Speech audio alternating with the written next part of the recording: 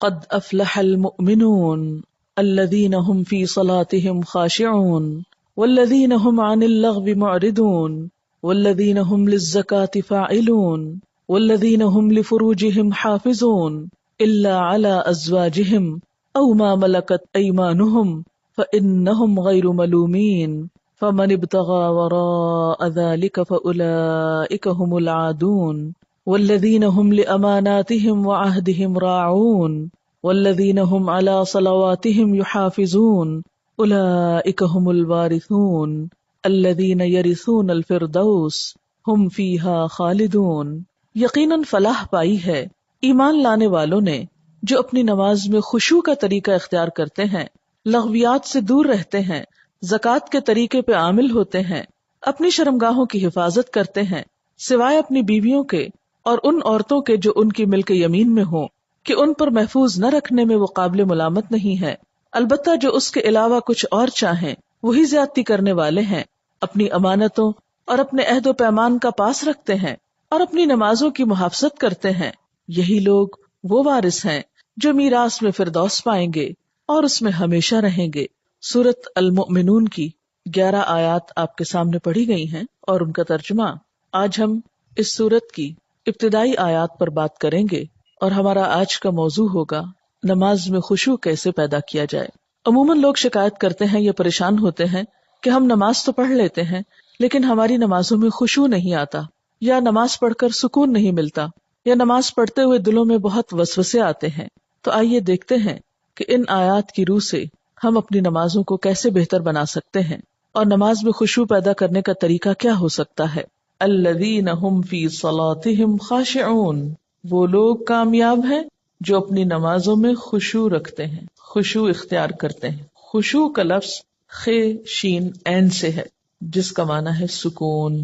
ایسی نماز جس میں سکون ہو، دل کے اندر بھی اور ظاہری حرکات میں بھی، یعنی دل میں اللہ کا خوف ہو، اللہ ہی کی محبت ہو، اللہ کی طرف دھیان ہو، اور دل کے اندر یہ احساسات اتنے گہرے ہوں کہ انسان کے ظاہری رویے میں بھی نظر آ رہے ہوں، اس کے اعضاء پر بھی ان کا اثر ہو۔ پھر خشوع کا معنی کسی کے آگے جھک جانا، دب جانا، عاجزی اور انکساری کا اظہار کرنا بھی کیا گیا ہے۔ تو گویا خشوع کا لفظ آتے ہی دل میں پہلا خیال کیا آنا چاہیے؟ سکون، ٹھہراؤ، ریلیکس، عاجزی، جھکاؤ۔ اسی لیے ہم دیکھتے ہیں کہ حضرت مجاہد کہتے ہیں کہ نظر اور آواز کو پست رکھنے کا نام خشوع ہے۔ حضرت علی رضی اللہ تعالیٰ عنہ فرماتے ہیں کہ دائیں بائیں التفات یعنی گوشہ چشم سے دیکھنے سے بچنا خشوع ہے، یعنی نماز میں کھڑے ہو کر دائیں بائیں نہیں دیکھنا، ادھر ادھر نہیں دیکھنا اور آنکھوں کے کناروں سے بھی نہیں دیکھنا۔ جو اس سے بچ جائے گویا وہ خشوع کی حالت میں ہے۔ حضرت عطا فرماتے ہیں کہ بدن کے کسی حصے سے نہ کھیلنا خشوع ہے، یعنی نماز میں بے وجہ کھجانا یا کپڑے ٹھیک کرنا، ہلنا جلنا، آگے پیچھے ہونا، کبھی ٹانگ اٹھانا، کبھی انگلیاں مروڑنا، کبھی کچھ کرنا، کبھی ایک ٹانگ پہ بوجھ ڈال کے کھڑے ہو جانا، یہ سب چیزیں خشوع کے خلاف ہیں۔ حضرت ابو ذر رضی اللہ تعالی عنہ سے روایت ہے کہ رسول اللہ صلی اللہ علیہ وسلم نے فرمایا، اللہ تعالیٰ نماز کے وقت اپنے بندے کی طرف برابر متوجہ رہتا ہے جب تک وہ دوسری طرف التفات نہ کرے، یعنی بندہ جب رب کی طرف متوجہ رہتا ہے تو رب بھی بندے کی طرف متوجہ رہتا ہے۔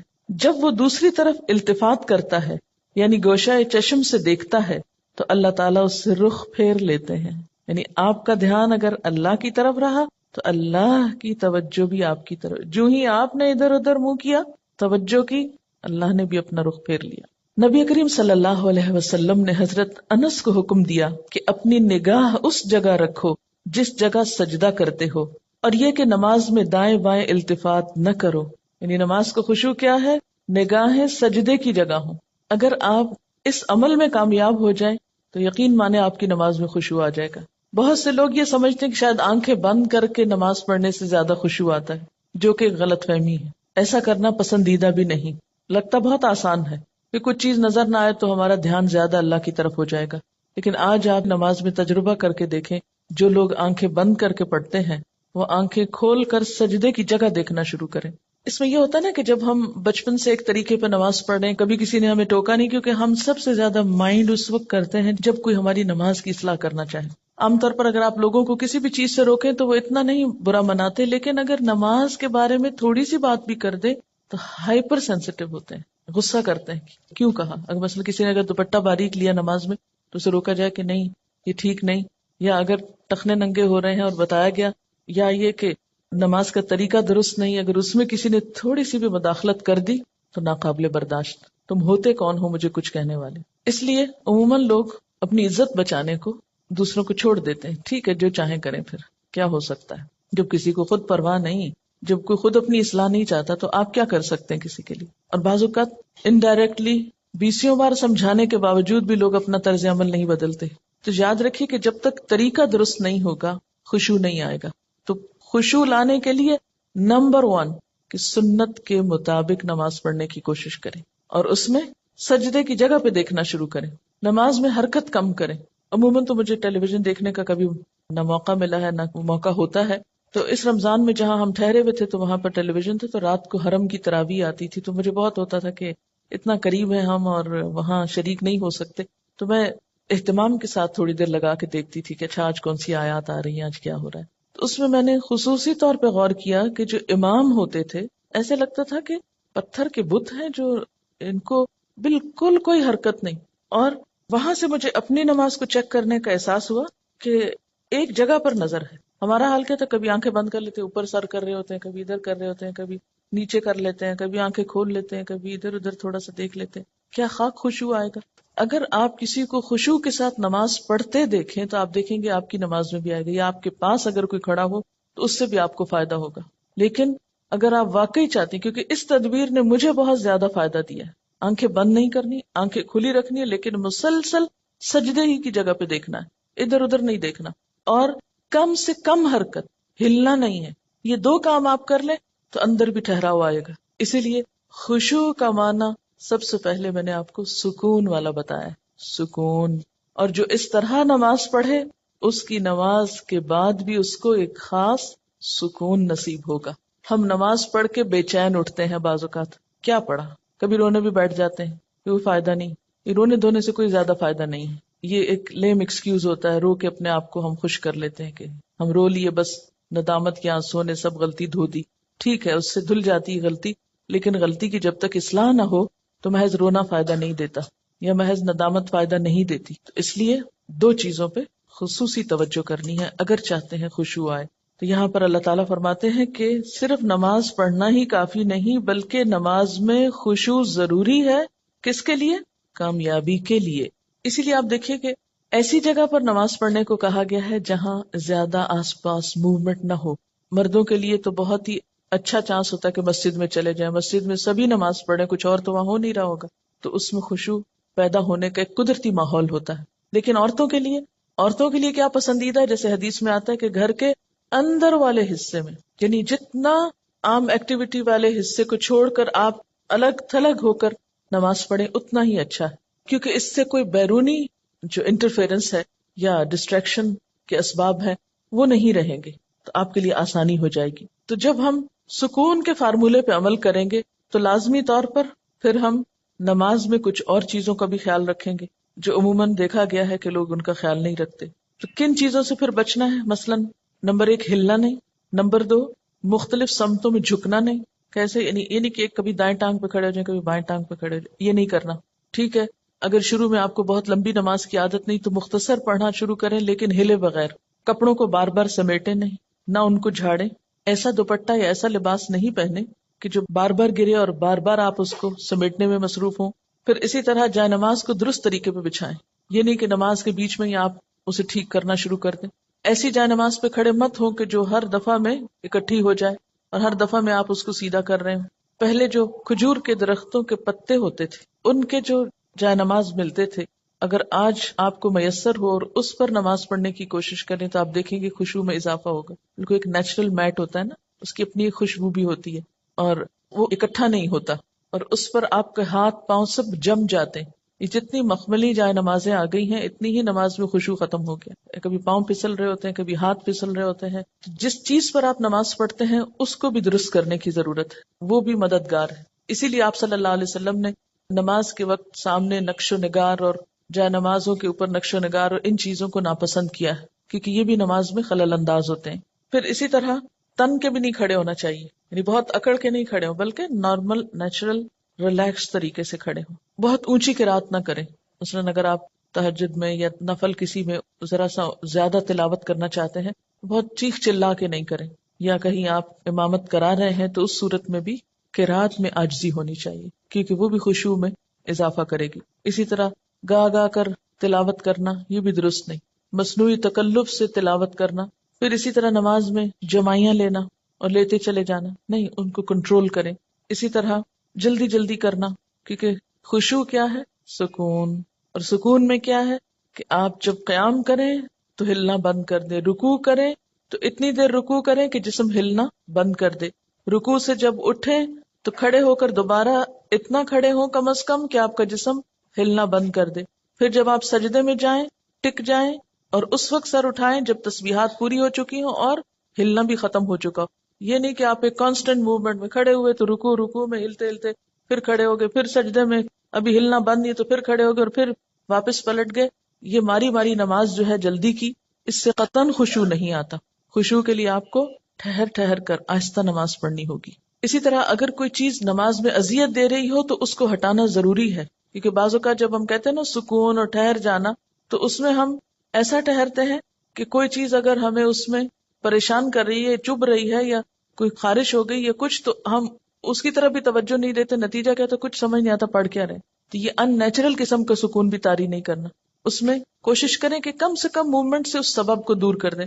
مثلا اگر کہیں خارش ہوئی ہے تو ایک ہاتھ سے بس اس جگہ ہلکا سا دبا کے خارش کر دیں. یہ نہیں کہ ہلا ہلا کے خارش شروع کر دیں، یا کہ بالوں کو سمیٹنا شروع کر دیں، یا بالوں سے کھیلنا یا کپڑوں سے. یا بعض لوگ جیسے مرد حضرات حرم میں نماز پڑھ رہے تھے نا، تو وہ مختلف لوگوں کو دیکھ کے آپ اندازہ کر سکتے ہیں کہ کون کس طرح پڑھ رہا ہے نا، اور اس سے اپنے آپ کو کمپیئر کرتے ہیں کہ جب میں ایسی حرکت کروں تو میں بھی تو یہی لگتی ہوں گی. بعض لوگ داڑھی سے کھیل رہے ہوتے ہیں، بعض اوقات بال ٹھیک کر رہے ہوتے ہیں، بعض لوگ کپڑا ہی ٹھیک کرتے چلے جاتے ہیں.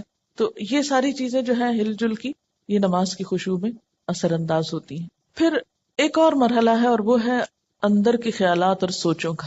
بہت سے لوگ اس پر پریشان ہوتے ہیں. اگر آپ اس طریقے پہ عمل کریں گے، سجدے والی جگہ پہ دیکھنا ذرا شروع کریں، آپ دیکھیں گے خیالات کم ہو جائیں گے. بہرحال ہر شخص کا اپنا اپنا حساب ہو سکتا ہے. مجھے اس سے بہت فائدہ ہوا ہے، کیونکہ اللہ کے رسول صلی اللہ علیہ وسلم کی کوئی بات بھی حکمت سے خالی نہیں. تو خیالات دو طرح کے ہوتے ہیں. ایک ہوتا ہے خیالات کا آنا اور ایک ہوتا ہے خیالات کا لانا. آنے والوں کو تو آپ روک نہیں سکتے، پاسبل ہی نہیں. اور ایک ہوتا ہے خود انوائٹ کرنا، کسی کو بلانا، دعوت دینا. اس کو آپ بہرحال کنٹرول کر سکتے ہیں. اب جو بن بلائے آ جاتے ہیں ان کو آنے دیں، ان کو آپ اگنور کر دیں، کیونکہ ہمارا دماغ ایسی چیز ہے کہ جو کانسٹنٹلی کام کرتا ہے، رکتا نہیں ہے. آپ سو رہے ہوں تب بھی وہ خوابیں دیکھتا رہتا ہے، آپ جاگ رہے ہوں، آپ کسی سے بات کر رہے ہوں تو ضروری نہیں کہ آپ کی پوری توجہ وہاں ہو. بہت دفعہ ایسا ہوتا ہے کہ بات کرتے ہوئے آپ کا دھیان وہاں بھی ہوتا ہے اور کہیں اور بھی ہوتا ہے. تو ان تمام چیزوں پر جو خیالات تو خود بخود آ رہے ہیں وہ آتے رہیں گے، اس کو نہیں آپ روک سکتے. مثلا کانوں کے اوپر تو آپ کیا کرتے ہیں؟ ہاتھ رکھ سکتے ہیں، آنکھوں کو بند کر سکتے ہیں، زبان بند کر سکتے ہیں. لیکن دماغ کے خیال کا کیا کریں؟ کوئی ڈھکنا نہیں دے سکتے، کوئی سوئچ نہیں آف کر سکتے. وہ تو خدا نخواستہ آف ہوا تو پھر تو گئے، آن نہیں ہو سکتا پھر. اب یہ بڑی مشکل ہے. اس لیے ان کے پیچھے نہ پڑے، ان کو زیادہ سوچے نہ، ان کو اہمیت نہ دے، ان کو اپنے اوپر حاوی نہ ہونے دے، ان کا تذکرہ نہ بہت زیادہ کریں. یہ کچھ لوگوں کو میں نے دیکھا وہ ہر ایک کو لے کے بیٹھ جاتے ہیں، میں کیا کروں، میرے تو خیال بہت آتے ہیں نماز میں. کسی کے پاس کوئی جادو کی چھڑی نہیں کہ جو ایک آپ کو لگائے گا اس وقت اور آئندہ آپ کے خیالات نہیں آئیں گے. اس لیے آپ ان کا تذکرہ زیادہ نہ کریں، just take it easy, normal لیں. تو ہوتا ہی ہے تو آئیں گے، لیکن یہ نہ کریں کہ کوئی ایک خیال آ گیا ہے تو پھر اس کے آگے اور سوچیں. مثلا اپنے کاموں کی پلاننگ وہاں کھڑے ہو کے شروع کر دیں. اور فرض نمازوں میں ایسا نہیں ہو سکتا، ایسا نہیں کیا جا سکتا. نفل میں اگر ہو جائے، جیسے حضرت عمر رضی اللہ تعالیٰ عنہ جو فوجوں کو ترتیب دینی ہوتی تھی تو نفل نماز شروع کر دیتے تھے. تو نوافل کی حد تک ٹھیک ہے لیکن فرض میں نہیں. پھر آپ دیکھیے کہ اگر آپ بدل کے صورتیں پڑھیں گے، قرآن پاک کا کچھ حصہ ساتھ ساتھ یاد کرتے رہیں گے، تو آپ دیکھیں گے کہ اس سے بھی فرق پڑتا ہے. چینج سے یکسوئی آتی ہے. مثلاً ایک جگہ آپ کھڑے ہیں یا ایک جگہ آپ کام کر رہے ہیں تو بعض اوقات آپ کام نہیں کر پاتے اور بار بار آپ کو خیالات تنگ کرتے ہیں. اپنی پڑھائی کے دوران بھی آپ نے دیکھا ہوگا, آپ تھوڑی سی پوزیشن چینج کر لیتے ہیں, جگہ بدل لیتے ہیں, اٹھ کے جا کے پانی پی کے آ جاتے ہیں یا کچھ, تو اس سے پھر فرق پڑ جاتا ہے. اسی طرح اگر آپ تلاوت یعنی قرآن پاک کا وہ حصہ جو نماز میں پڑھ رہے ہیں اگر آپ اس کو تبدیل کرتے رہیں تو فائدہ ہوگا. اس کے لیے طریقہ کیا ہو, کیونکہ آپ نے دیکھا ہوگا کچھ قرآن پاک آپ نے یاد کیا پھر وہ آپ کو بھولنے لگا. کوئی صورت اگر کچھ دن تک نہیں پڑھی, اگلے دن نماز میں پڑھنے کھڑے ہوئے وہ اٹکنا شروع ہو گیا, آپ نے تنگ آ کے چھوڑ دی. ایسی چیزیں بہت نیچرل ہوتی ہیں. اس کا علاج کیا ہے, پاکٹ سائز کا چھوٹا سا قرآن پاک کا نسخہ جو ہے وہ نماز کے وقت میں قریب رکھ لیں. میں نے ایک باسکٹ سی بنائی ہوئی, تو آپ کیا کریں, دعاؤں کے کارڈز, تسبیح اور جو قرآن پاک کا نسخہ, اگر آپ چشمہ لگا کے پڑھتے ہیں تو چشمہ, یہ ساری ضروری چیزیں جو ہیں اس کے اندر موجود ہوں. وہ آپ اپنے بیڈ روم میں, اپنے وارڈ روم میں کہیں ایک جگہ پر اس کو رکھ لیں. جو ہی نماز پڑھنے لگے جائے نماز بچھائی اور اٹھا کے وہ ٹوکری پاس رکھ لی. اچھا سنت پڑھ لی آپ نے, اب آپ نے ارادہ کیا کہ میں آج فلاں سورت پڑھوں گی اور آپ کو بھولی ہوئی ہے یا آپ سمجھتے ہیں کہ آپ کو یاد دہانی کی ضرورت ہے. کئی کئی جگہ ہوتے ہیں نا وہ شبے پڑ جاتے ہیں, تو آپ کیا کریں, شروع کرنے سے پہلے 1 سیکنڈ کے لیے ان جگہوں پر دیکھ لیں, اس کو پھر رکھ لیں, پھر آپ نماز پڑھیں. آپ انشاءاللہ وہ سورت بہتر طور پر پڑھ پائیں گے. جب آپ پڑھیں گے تو آپ دیکھیں گے کہ آپ کی واقعی نماز میں خوشی پیدا ہوگی, کیونکہ کچھ عملی تدابیر بھی ہوتی ہیں کہ یکسوئی والی جگہ ہو لیکن ساتھ ایسی چیزیں موجود ہوں. مثلاً اگر آپ نوافل پڑھ رہے ہیں اور آپ تھک گئے ہیں بیچ میں, تو بجائے اس کے کہ اپنے اوپر زور زبردستی کر کے پھر کھڑے ہو جائیں, آپ بیچ میں تھوڑا بیٹھ بھی سکتے ہیں, یا یہ کہ سلام پھیر کر آپ دعاؤں کا کارڈ نکالیں, کچھ دعائیں پڑھ لیں, اس میں آپ ریلیکس بھی ہو جائیں گے اور ساتھ یہ ہے کہ دعائیں بھی مانگی جائیں گی اور اگلے 2 نفل جو ہیں وہ زیادہ یکسوئی کے ساتھ پڑھے جائیں گے. تو اس طرح کی کچھ عملی تدابیر جو ہیں وہ آپ کی نماز کو اچھا کر دیتی. اسی طرح اگر ماحول کو تھوڑا اور خوشگوار بنائیں, مثلاً یہ کہ جائے نماز کے اوپر اگر آپ تھوڑا سا عطر لگا لیں, یا یہ کہ آپ اس کو جھاڑ پٹک کے رکھیں, کچھ عرصے بعد اس کو دھو لیں, صاف کر لیں, تو یہ جو پاکیزگی اور صفائی کے جو مرحلے ہیں نماز کے ساتھ, لباس کے علاوہ, جسم کے علاوہ, جگہ کی صفائی, اس سے بھی نماز میں خشوع آتا ہے. کیونکہ اگر آپ ایسی جگہ پہ نماز پڑھیں جو اسمیلی ہے یا جہاں گھٹن ہے یا جہاں کوئی آکسیجن نہیں ہے, تو اس سے بھی کیا ہوگا کہ آپ کو ایک دم جمائیاں آنے لگیں گی, آپ کو نیند آنے لگے گی, آپ کے اندر ایک بیزاری کی کیفیت ہوگی. تو ہمیشہ جب کوئی مسئلہ پیش آئے تو صرف رونا دھونا نہ کیا کریں. ہم رونا دھونا کر کے, واویلا کر کے یہ سمجھتے ہیں کہ مسئلہ حل ہو جائے گا, جو کہ ہو سکتا ہی نہیں. واویلا کرنا کسی مسئلے کا حل نہیں, اس کو تو اپنی زندگی سے نکال دیں, جو میں نے دیکھا ہے کہ خواتین میں زیادہ ہی ہے, اور اس سے ہم مار کھاتے ہیں. یعنی کوئی مسئلہ پیش آیا, ہائے کیا کروں, ہائے کیوں ہو گیا, ہائے, یہ سب نکال دیں.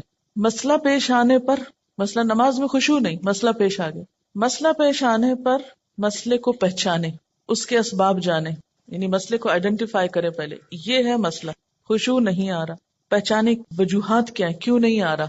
1 وجہ کہ جگہ ٹھیک نہیں, 2 وجہ کہ قرآن یاد نہیں, 3 وجہ کہ آس پاس شور ہے, وغیرہ وغیرہ وجوہات معلوم کر لیں.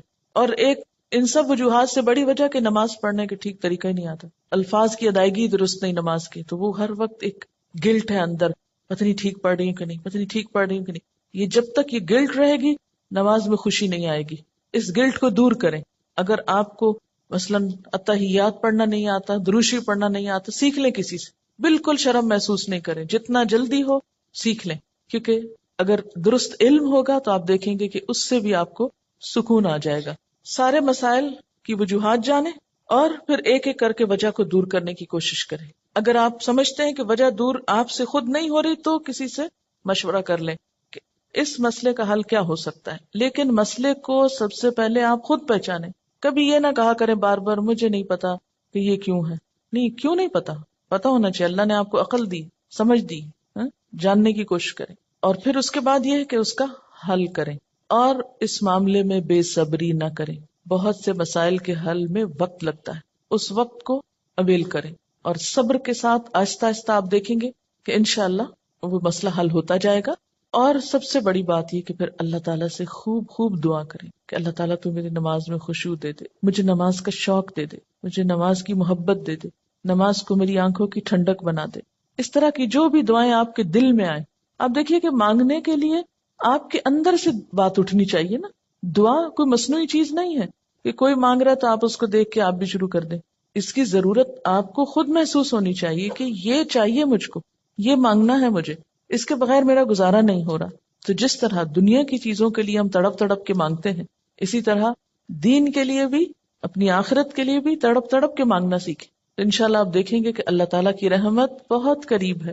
پھر ایک اور بات یہ کہ جہاں اٹکاؤ ہو وہاں صدقہ کریں، یعنی جو صدقہ ہے ہر رکاوٹ کو دور کرنے کا ذریعہ ہوتا ہے، اس سے آپ دیکھیں گے کہ گرہیں کھلیں گی۔ اور صدقے کے لیے بھی ضروری نہیں کہ کوئی بہت بڑی اسپیشل چیز آپ تیار کریں، جمعرات کا انتظار کریں اور پھر اس میں کھانا پکائیں اور پھر اس میں کوئی مخصوص لوگوں کو بلائیں اور کھلائیں، یا کوئی اور اس طرح کا مصنوعی کام کریں۔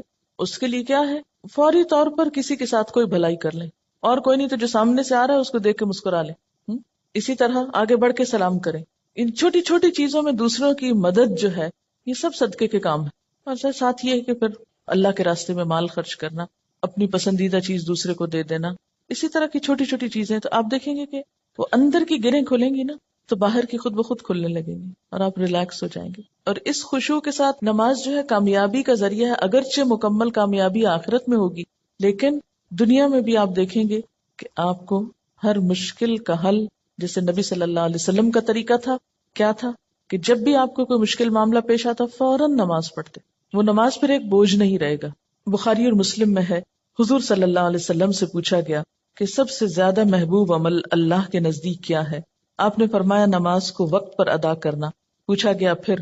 فرمایا ماں باپ سے اچھا سلوک کرنا۔ پوچھا گیا پھر؟ فرمایا اللہ کی راہ میں جہاد کرنا۔ جہاد کرنا اگرچہ ضروری ہے لیکن وہ بعد میں ہے، پہلے اپنی نمازیں درست کر لیں اور وقت پہ پڑھیں۔ اور یہ جو وقت پہ پڑھنا ہے نا، اگر اس کی عادت ہو جائے تو آپ دیکھیں گے کہ آپ کے وقت میں برکت ہو جائے گی۔ ہوتا کیا ہے، نماز کا وقت ہو گیا نا، ہم ٹال رہے ہیں، نہ تو جو کام کر رہے ہیں وہ صحیح ہو رہا ہے ٹالنے کی وجہ سے، اور نہ نماز ہماری ٹھیک ہوگی پھر، کیونکہ جو نماز دیر سے پڑھی جائے گی اس میں خشوع ہو ہی نہیں سکتا۔ اگر آپ فجر کے آخری ٹائم پہ اٹھے کیسے خشوع آئے گا؟ ٹینشن تو یہی رہے گی کہ سورج نہ نکل آئے یا نکل نہ چکا ہو۔ کوئی بھی نماز جو تاخیر سے پڑھیں گے، آپ وقت گزار کے پڑھیں گے، وہ خشوع سے خالی ہو جائے گی، خود بخود آٹومیٹیکلی پھیکی ہو جائے گی۔ اس لیے کوشش کریں، یعنی اگر آپ خشوع لانا چاہتے ہیں تو پہلی کوشش کہاں سے شروع ہو کہ وقت پر، اور اول وقت میں۔ حضرت ابو درداء سے روایت ہے کہ رسول اللہ صلی اللہ علیہ وسلم نے فرمایا سب سے پہلی چیز جو امت سے اٹھ جائے گی یعنی سلب ہو جائے گی وہ خشوع ہے، یہاں تک کہ قوم میں کوئی خاشع نظر نہ آئے گا۔ بہت سے لوگ نماز پڑھیں گے مگر کوئی خاشع نظر نہ آئے گا۔ حدیث میں آتا ہے ایک مرتبہ نبی صلی اللہ علیہ وسلم نے ایک شخص کو دیکھا کہ نماز پڑھ رہا ہے، ساتھ ساتھ داڑھی کے بالوں سے کھیلتا جا رہا ہے۔ اس پر آپ نے فرمایا لو خشع قلبہ خشعت جوارحہ، اگر اس کے دل میں خشوع ہوتا تو اس کے جسم پہ بھی خشوع طاری ہو جاتا۔ ظاہری خشوع جب آتا ہے جب دل میں خشوع، دل اللہ کے آگے جھکا ہوا، اور اگر دل دنیا کی یادوں میں اور دنیا کے قصوں میں مشغول ہو تو پھر خشوع نہیں آ سکتا۔ خشوع کا لفظ بولتے ہی آپ کے ذہن میں کیا چیز آتی ہے؟ سکون، عاجزی۔ ایک لفظ میں ہو تو سکون اور دوسرے میں ساتھ ہی عاجزی بھی۔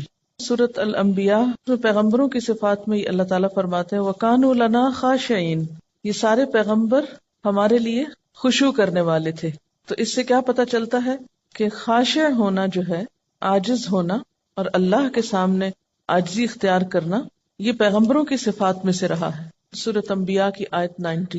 اور اس میں بھی آپ دیکھیے کہ انہم کانوا یسارعون فی الخیرات ویدعوننا رغبا ورہبا وکانوا لنا خاشعین، کہ وہ بھلائیوں میں بہت جلدی کرتے تھے، یسارعون فی الخیرات، اور ویدعوننا رغبا ورہبا، رغبت کے ساتھ اور خوف کے ساتھ ہمیں پکارتے، حالانکہ وہ پیغمبر تھے، پھر بھی محض رغبت نہیں تھی، خوف بھی ساتھ تھا۔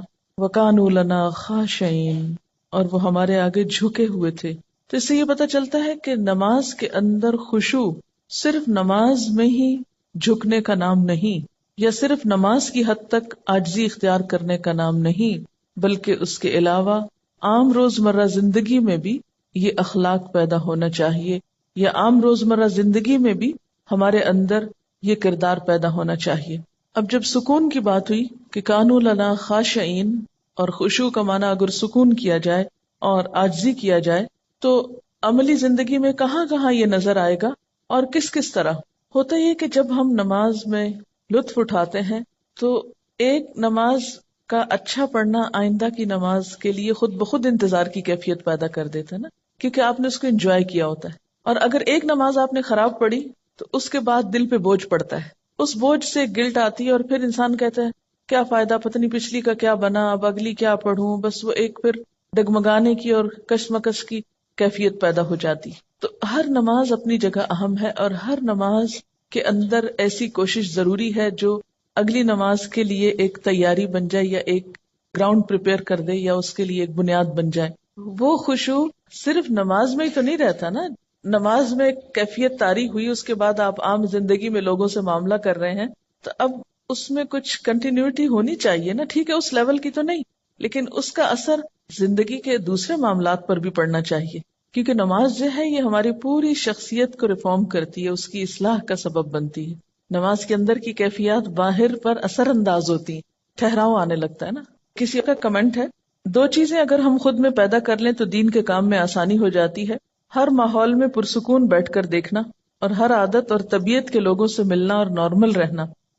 یہ ہے وہ تاثیر جو نماز کی خشوع سے آپ کے معاملات پہ پڑتی ہے نا. یہ لکھتی ہے کہ 2-3 مواقع جن کا مجھے تجربہ ہوا. ایک تو یہ کہ قریبی رشتہ دار کے انتقال پہ جانا ہوا. کچھ بتانے کی کوشش کی لیکن ایک معتبر خاتون نے سختی سے خاموش کرا دیا. میں نے اپنا قرآن لیا، پڑھتی رہی، سوچتی رہی اور واپس آ گئی. سوئم پہ گئی تو کتاب میرا جینا میرا مرنا ساتھ لے گئی. خالی صفحات پہ اپنا پیغام ہمدردی لکھا، اور یہ کہ جو بھی یہ کتاب پڑھے دوسروں کو بتائے اور مرنے والے کے لیے مغفرت کی دعا کرے. یہ چھوڑ کر آ گئی، یعنی میسج کے ساتھ کتاب. 2 مہینے بعد فون آیا ان کی بہو کا کہ جو بھی لوگ دوسرے شہروں سے آئے ہیں میں نے پڑھ کر کتاب سنائی ہے، ہر کوئی کتاب کا مطالبہ کر رہا ہے، جتنی کتابیں انہوں نے مانگی بھجوا دی. لے جانے والے نے بتایا کہ ہر کوئی یہ کتاب لینا چاہ رہا ہے، اور میری بیوی ہر ایک کو کتاب سناتی ہے. کام ہو گیا. اگر یہ اس معتبر خاتون کی بات نہ مانتی اور اس وقت الجھ پڑتی تو اس صبر کا یہ جو پھل ملا ہے یہ نہ ملتا. کہتے ہیں نا صبر کا پھل میٹھا ہوتا ہے. اس وقت تو بہت سخت تکلیف سے گزرتا ہے انسان، اور ہم عام طور پر جھلا اٹھتے ہیں کہ نہیں مجھے تبلیغ کا موقع نہیں ملا اور اتنا اچھا موقع چلا گیا. ایک تو یہ کہ اللہ تعالیٰ کے فیصلوں کو اگر قبول کرنا آ جائے نا ہمیں تو زندگی پر لطف ہو جائے. موقع مل گیا الحمدللہ، نہیں ملا تو اس میں بھی کوئی مصلحت ہوگی ضرور. میں اس حال پہ بھی راضی ہوں، میں نے کوشش کر لی، اگر چانس نہیں ملا کوئی بات نہیں، لیکن کوشش نہیں چھوڑی. جب ہم جھلا اٹھتے ہیں اور اپسیٹ ہوتے ہیں تو اس میں نقصان کیا ہوتا ہے کہ ہم پازیٹیولی کام کرنا چھوڑ دیتے ہیں، کوشش ترک کر دیتے ہیں. جو کوشش چھوڑتے ہیں تو اگلا نیکی کا موقع ختم ہو جاتا ہے.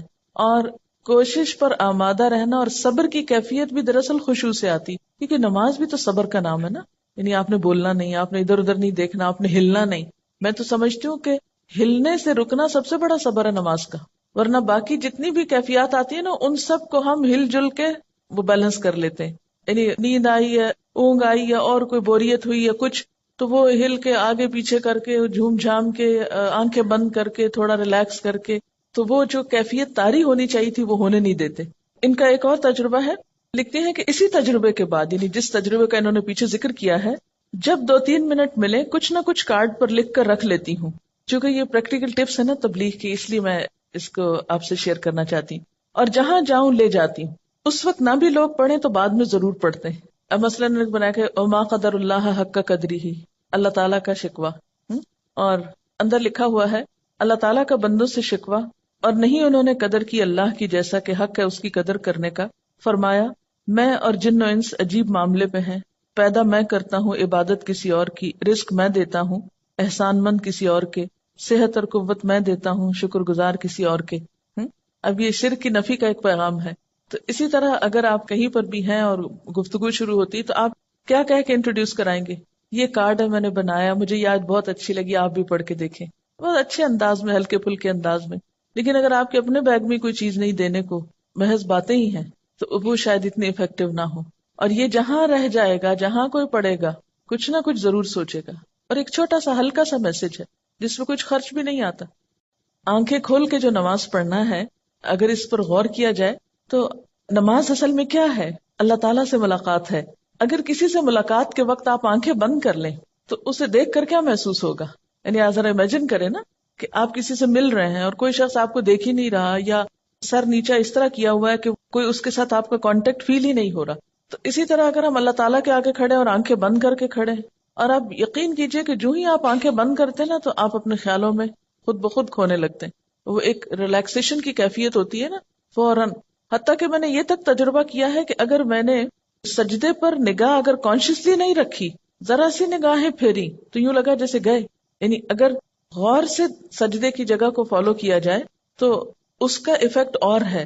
اور اگر ذرا سی بھی نگاہیں جیسے ہوتی ہے نا کہ فوکس نہیں رہتی اور آپ ادھر ادھر ذرا سے ان کو ڈھیلا کر دیتے ہیں تو اس سے بھی ایک دم یوں لگتا ہے شیطان نے اچک کے لے لیا اپنا حصہ، فوراً خیال بھٹکنے لگتا ہے. یعنی آنکھیں بند کر کے اگر آپ اپنی پوزیشن پہ بھی غور کریں، ابھی تجربہ کر کے دیکھ لیں تو آپ دیکھیں گے کہ آپ اپنے بارے میں بھی لاسٹ ہو جائیں گے کہ آپ کی پوزیشن کیا ہے. تو کسی سے ملاقات کے وقت آنکھیں بند کر لینا یہ ملاقات کے ادب کے خلاف ہے.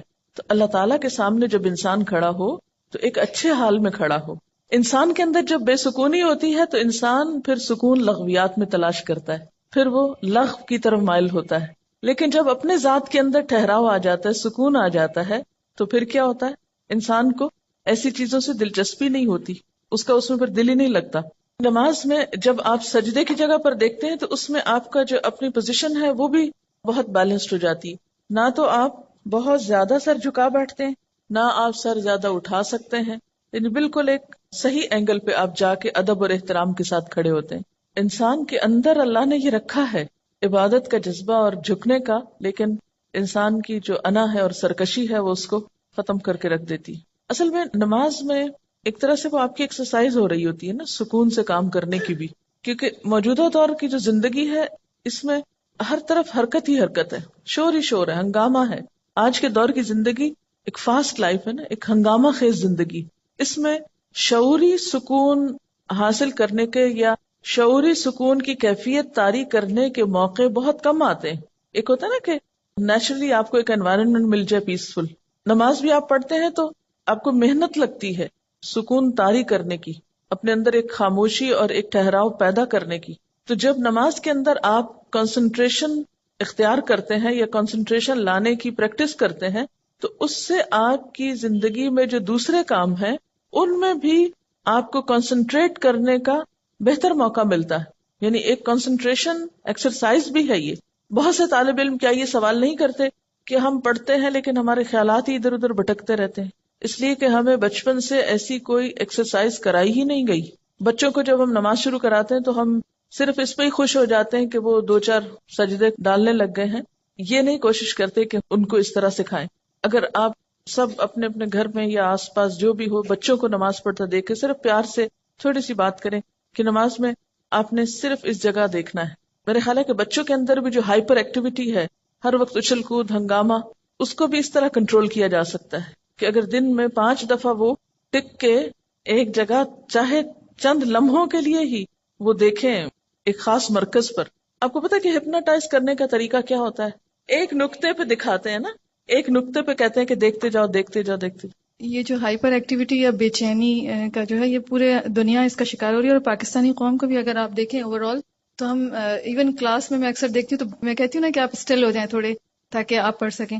تو جاپان میں بچوں کے اوپر وہ کہتے تھے کہ ان کی جو ینگ جنریشن ہے وہ بہت امپلسو ہے اور ایک دم یعنی فوراً ریئیکشن کرتی ہے، تو وہ یہ سوچ رہے تھے کہ وہ ان کو کس طریقے سے سیلف کنٹرول کرنا سکھائیں. اور اس میں انہوں نے آف کورس کچھ ریسرچز کر کے کہا تھا کہ اگر یہ صبح میں کوئی ردم والی چیز باواز بلند پڑھیں اور نیچر کے زیادہ قریب جائیں. اور میں یہ سوچ رہی تھی کہ اللہ سبحانہ تعالیٰ کتنی خوبصورتی سے ایک سیلف کنٹرولنگ کا کتنا خوبصورت ایک اکوپمنٹ دے رہے ہیں، ایک اسٹریٹجی دے رہے ہیں کہ بس یہ اگر کریں، اور تلاوت ہے اور پھر فوکس ہے ایک فوکل پوائنٹ پہ. اور اگر اس طریقے سے بچوں کی تربیت کی جائے تو نو ونڈر کہ انشاءاللہ اگلی جنریشن جو ہے وہ تو کم از کم سکون والی کیا ہے، اور جو امپلسو بیہیویئرز ہیں وہ نہ ہو پائیں. خشوع کا اثر ہمارے باہمی قریبی تعلقات پر بھی پڑنا چاہیے. قریبی رشتہ داروں، دوستوں، ملنے جلنے والوں سے معاملہ کرتے وقت ہمارے اندر عاجزی، انکساری، سکون اور خشوع کا مظاہرہ ہونا چاہیے. جب انسان قرآن پڑھنے لگتا ہے یا دین کی طرف آتا ہے تو لازمی طور پر دل میں ایک ہلچل پیدا ہوتی. جیسے پانی کے اندر آپ ایک پتھر پھینکتے ہیں تو اس سے ایک شور اٹھتا ہے، پھر آہستہ آہستہ وہ پتھر نیچے اترتا ہے، تہہ میں جا کے بیٹھتا ہے، پھر وہ جم جاتا ہے وہاں، پھر اس پر کائی آنے لگتی ہے، پھر اگر کوئی اس پہ پاؤں رکھے وہ تو پھسل سکتا ہے لیکن وہ اپنی جگہ سے نہیں ہلتا. تو بالکل اسی طرح ہمارے اندر بھی ایک ایسا سکون اور ایک ایسی کیفیت آنی چاہیے کہ ہم کسی کی بات کے جواب میں کسی کے ساتھ معاملہ کرتے وقت ایسا نیگیٹو ریئیکشن شو نہ کریں کہ دین کی ایک بدترین مثال پیش کریں. ایمان کے لطف اور حلاوت محسوس ہوتی ہے نا ان آیات کو پڑھ کر. یعنی اس خشوع کا اثر زندگی پر پڑنا چاہیے نا. نماز میں کیا ہوتا ہے؟ دل میں اللہ کی یاد ہے، زبان پہ اللہ کا ذکر ہے اور ایک ٹھہراؤ ہے.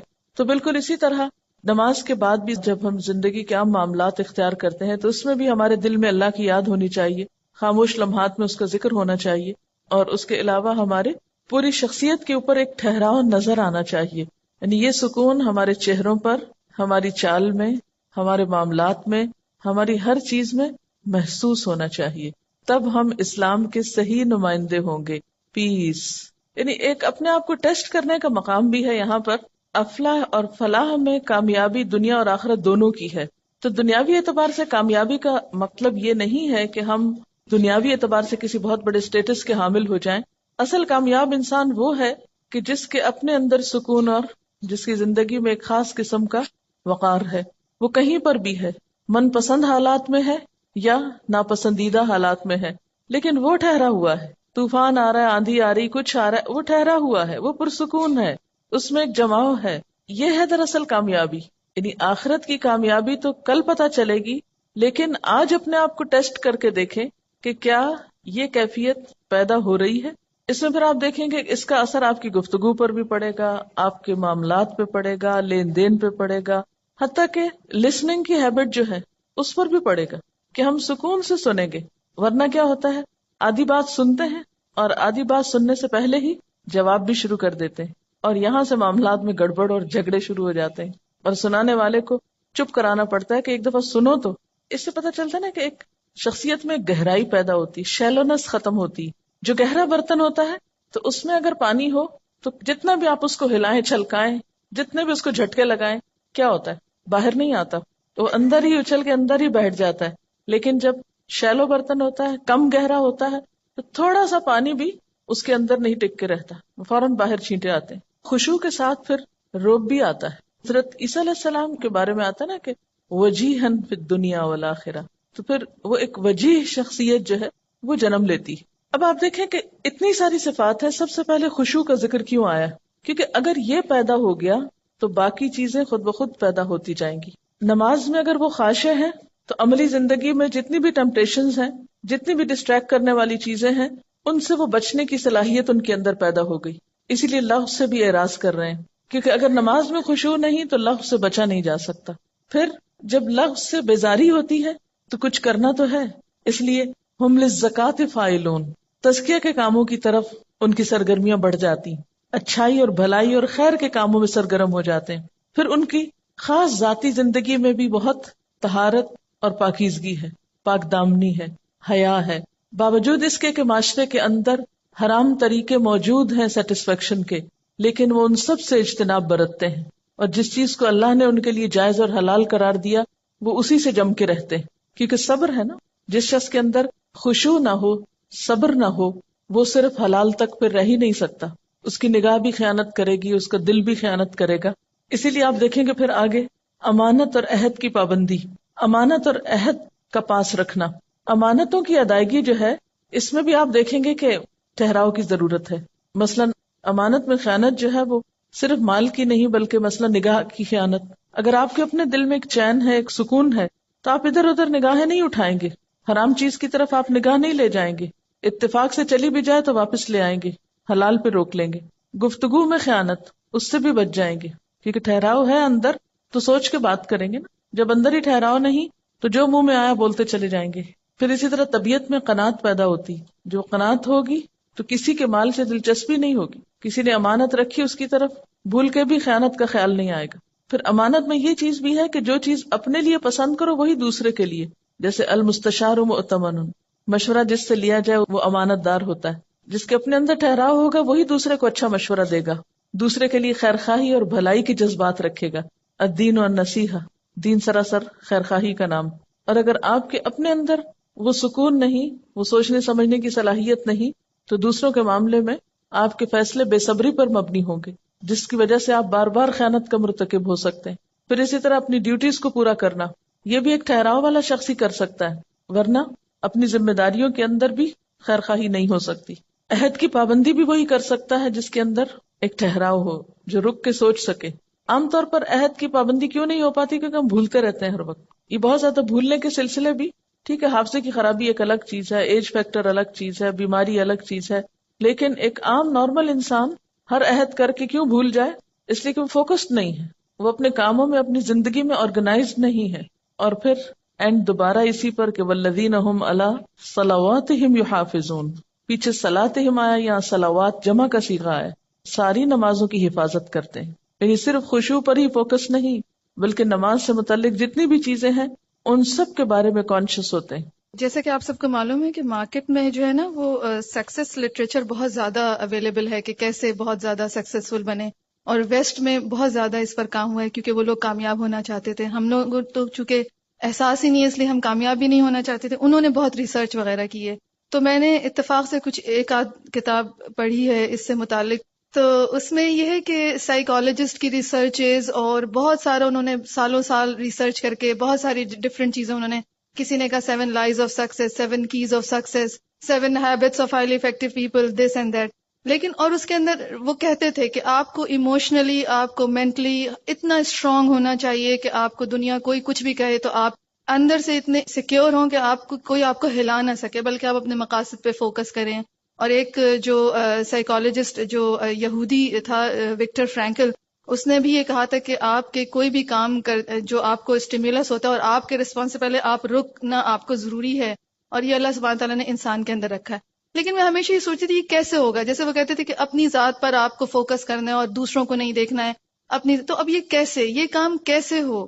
ہمیشہ وہ ایک کوشچن مارک رہ جاتا تھا کہ ٹھیک ہے انہوں نے بتائی ہوئی ٹپس، لیکن وہ اس چیز کا ویکیوم پورا نہیں کرتی تھی مجھے کبھی بھی، کہ مجھے اس کا ایک طرح سے وہ کی پوائنٹ مل گیا ہے نا، لائک دس واز دا کی وچ واز مسنگ. کہ اچھا اگر سکسیس شروع کرنی ہے تو اس کا پہلا اسٹیپ تو یہی ہوگا کہ while you are saying your prayers you should focus on Allah subhanahu wa ta'ala ذات and whatever you are doing. اور لائک جیسے فزیکلی اگر ہم کر رہے ہیں تو ایک سجدے کی جگہ کو ہم فوکس کریں. اس فوکس کرنے سے اب اگر آپ دیکھیں کہ وہ جو اسٹلنس ہے، میں نے ایک کتاب پڑھی تھی اس میں تھا کہ آپ کی فزیکل اسٹیٹ جو ہے وہ آپ کی مینٹل اسٹیٹ کو جنم دیتی ہے. یعنی جس فزیکل اسٹیٹ میں آپ بیٹھے ہیں، جیسے آپ لوگوں سے بھی کئی دفعہ میں نے بات کی ہے کہ اسٹریٹ بیٹھے ہیں تو آپ ایکٹیو فیل کریں گے، آپ کا برین وہی ہارمون سیکریٹ کرے گا. تو جب فزیکلی آپ نے کانسنٹریٹ کیا ہوا ہے تو برین جو ہے نا، نو ونڈر برین آپ کو وہی والے میسیجز دے گا کہ you are still, you are focused. اور پھر اس سے جو جیسے کہ ایک نماز، جیسے ابھی بات ہوئی کہ ایک نماز دوسری نماز کی جو ہے وہ ایک طرح سے بیس بنتی ہے، اور دنیا کے جو دوسرے معاملات میں ہیں ان کی بیس بنتی ہے. تو جب انسان کی تمام توجہیں ایک فوکس پہ آ جاتی ہیں اور وہ غافل ہونے سے بچا رہتا ہے، ورنہ کیا ہوتا ہے ہم نے ادھر دیکھا ہم فوراً غافل، اور اس سے جو نا آپ ایک دم ایک الرٹ پوزیشن میں جب ہم اپنے معاملات کر رہے ہوتے ہیں تو اس وقت بھی ہم ایسے ہی کانشیس رہتے ہیں. کانشیس کا وہ لیول ڈیولپ ہوتا چلا جاتا ہے، اور پھر انسان پھر اپنے ہر چیز میں، جیسے بھی بات ہوئی ایک ایک چیز میں. تو مجھے لگ رہا تھا دیٹ از دا بیس کہ خشوع کا ڈیولپ ہونا جو ہے نا، وہ ہمیں اس کو ایک کانشیس لیول پہ جو ہے نا اپنے آپ کو چیک کرنا ہے کہ خشوع کا لیول کیسے ڈیولپ ہو، اور اس کو کوشش اس کی 5 نمازوں میں یہ کانسٹنٹلی کام ہو رہا ہے. تو اللہ سبحانہ تعالیٰ ہمیں دیکھیے کس لیول تک پہنچانا چاہتے ہیں. تو میرے خیال میں ان آیات کی جو ہے وہ دیٹ از خشوع. تو میں سمجھتی تھی کہ نماز نماز اٹس این عبادت، بٹ اللہ سبحانہ تعالیٰ کا کتنا کرم ہے کہ اس نے یہ عبادات ہمیں ایک بہت بیسٹ انسان بننے کے لیے اسٹیپس فراہم کیے ہیں کہ اس پہ چڑھ جاؤ گے تو یہ چیز ہوگا، اس پہ چڑھ جاؤ گے تو یہ چیز ہوگا. اب دیکھیں آپ کو فیل ہوگا انشاءاللہ کہ جب آپ کا یہ کانسنٹریشن ڈیولپ ہوگا تو یہ جو ہماری نظریں قرآن پڑھتے پڑھتے ادھر کوئی گیا تو ہم نے ادھر دیکھا، تو وہ آپ کا بہت امپروو ہوگا. اور بچوں کے لیے تو کانسنٹریشن کو ڈیولپ کرنے کے لیے، مطلب ایک بچے کے لیے جب ٹیچر لکھ دیتی ہے لیک آف کانسنٹریشن تو اس کے لیے بہت بڑا مائنس پوائنٹ ہوتا ہے، اور پھر سجیشنز دینی پڑتی ہیں کہ جی اس کا کانسنٹریشن ڈیولپ کرنے کے لیے آپ یہ کریں، یہ اسٹریٹجی کریں، یہ کریں. لیکن اگر کانسنٹریشن ڈیولپ بچپن سے ہی ہو رہا ہو، اور اگر ایڈلٹ ہو کے بھی اگر ہم اس کو کر رہے ہوں، تو انشاءاللہ تعالی باقی چیزیں کرنا بہت آسان اور انٹر لنکڈ ہو جائیں گی. جیسے زندگی میں بھی مقصد ہے، اور مقصد پر نظر رکھنا اور گول کو سامنے رکھنا، جیسے نشانہ جس کو بولتے ہیں نا، ٹارگٹ، تو وہ بھی آپ کا صحیح جب لگتا ہے جب آپ فوکسڈ ہوتے ہیں نا. تو یوں محسوس ہوتا ہے کہ نماز کا یہ خشوع ہمیں زندگی میں بامقصد ہونے میں بھی مددگار ہوتا ہے، کہ ہم جس مقصد کے لیے جی رہے ہیں وہ کسی وقت بھی نظروں سے اوجھل نہ ہو. میں سوچتی تھی کبھی کہ کیوں 5 نمازیں فرض ہیں، یعنی جتنی شدت نماز کے معاملے میں برتی گئی ہے دین میں، اتنی کسی اور چیز کے بارے میں نہیں. اس سے پتہ چلتا ہے کہ اگر نماز گئی تو دین کا ستون گرا، دین گیا. وہ دین جو آپ کی حفاظت کے لیے ہے، آپ کو پروٹیکٹ کرنے کے لیے ہے، اس کا سرا آپ کے ہاتھ سے چھوٹا. اسی لیے کہا گیا نا کہ جو نماز جان بوجھ کے چھوڑ دے گویا اس نے کفر کیا. تو دنیا کا بھی خسارہ ہو گیا، آخرت کا بھی ہو گیا. یعنی مجموعی طور پر یہ ساری کیفیت ایک نفس مطمئنہ کو جنم دیتی، کیونکہ نماز گناہوں کی بخشش کا ذریعہ بھی ہے نا.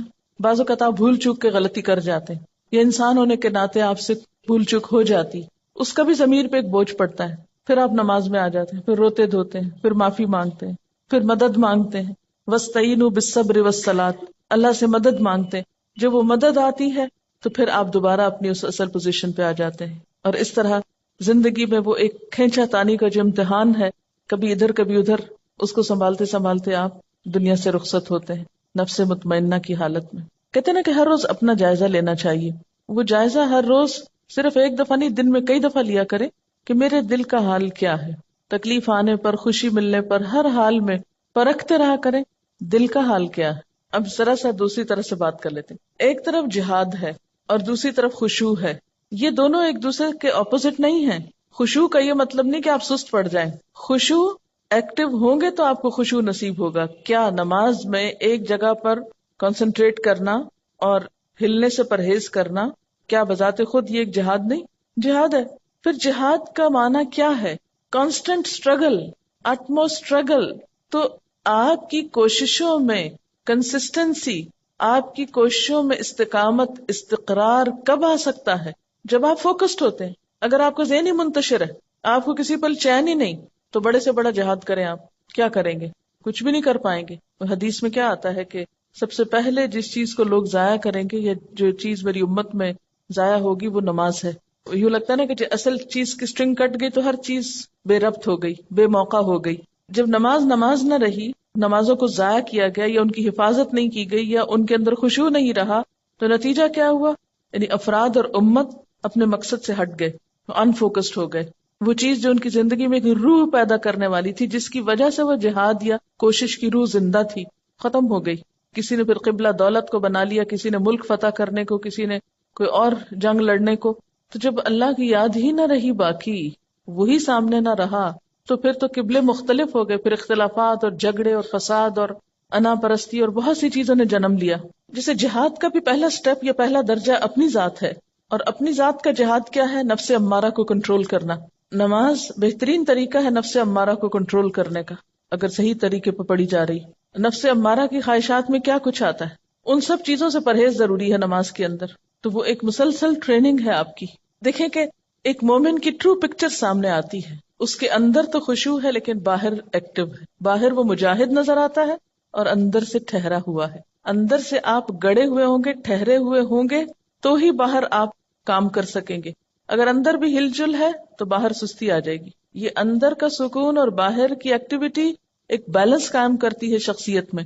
اگر اپوزٹ ہو جائے تو نقصان، اور اگر دونوں میں سکون آ جائے تو نقصان. یعنی ایک پرفیکٹ پرسنالٹی کیا ہے؟ اندر سکون ہے، باہر کام ہے، باہر ایکشن ہے. اگر باہر سکون آ جائے اور اندر بے چینی ہو، جو عام طور پر ڈپریشنز میں ہوتا ہے کہ اندر آپ کھول رہے ہیں اور باہر سے بیکار بیٹھے ہیں یا گولیاں کھا کے سوئے ہوئے ہیں یا نم ہیں، تو وہ تو زندگی نہیں. یا اگر دونوں ہی ایکٹیو ہیں، اندر بھی ہلچل ہے، باہر بھی ہلچل ہے، تو بھی آپ ایک متوازن پرسنالٹی نہیں ہے. تو ساری آپشنز کو آپ دیکھیے.